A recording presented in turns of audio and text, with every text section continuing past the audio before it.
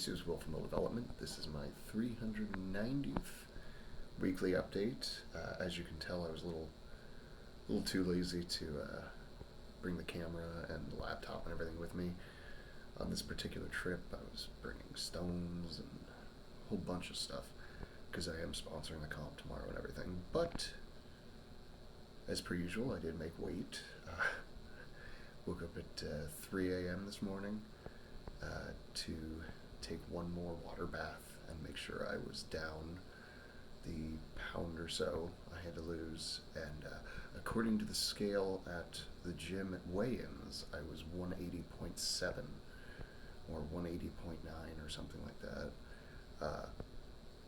which my scale at home had me at 181.7 or something like that. So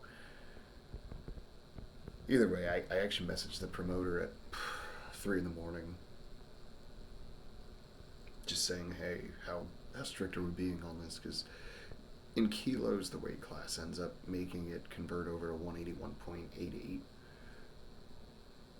pounds. So I was like, how strict are we being on this? You know, if it just says 181 somewhere on the scale, is that good enough, you know? And he basically just said it's cool, and it didn't matter anyway when I showed up. So I'm going to go by there, or by my number, and I was 181.7, and then after my last meal, I had just over a gallon of water today, on top of coconut water and spiked water and all that stuff. Tons of food. Actually, it wasn't tons. It was about 1.5 pounds, 2 pounds of food throughout the day. Probably about 2.5 pounds of food throughout the day. Just eating every 2 hours, regular refeed stuff, eating the same stuff I normally eat, plus a little extras here and there just to add on calories. My goal is always to eat so much today that when I wake up tomorrow I feel digested, full, and I don't have to eat in the morning. I can just take little bites throughout the day, and that'll keep me going.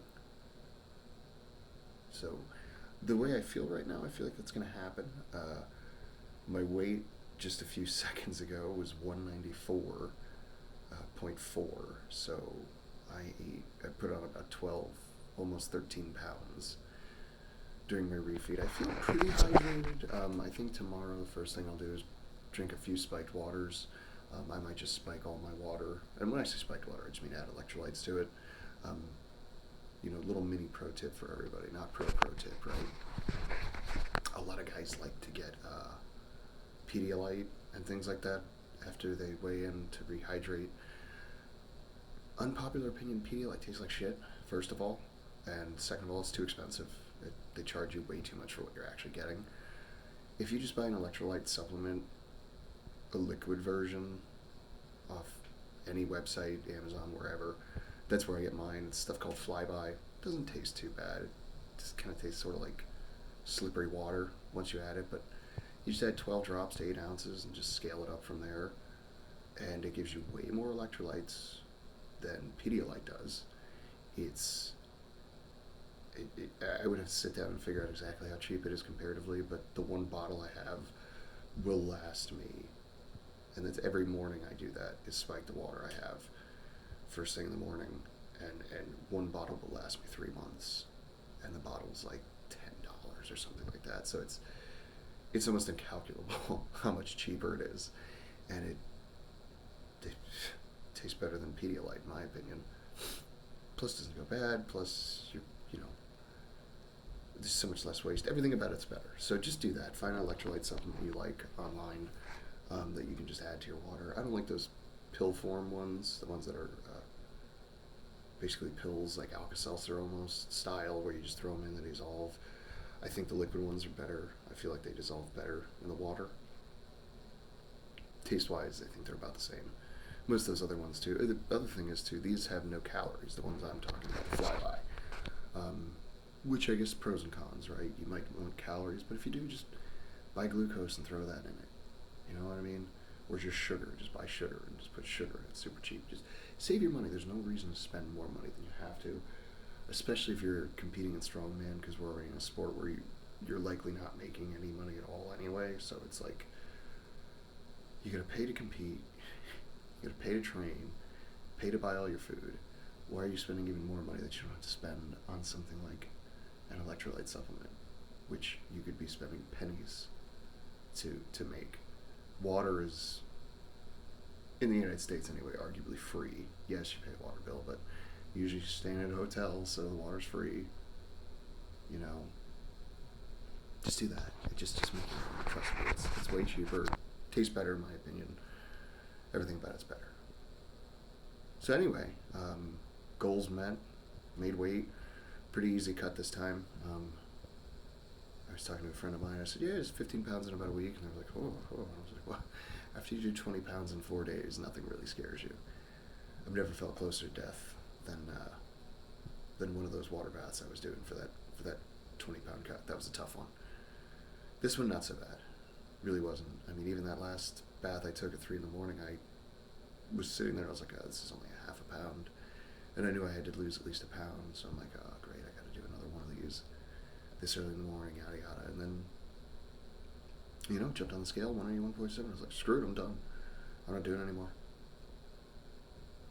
And yeah, so all in all, not so bad. Feeling okay.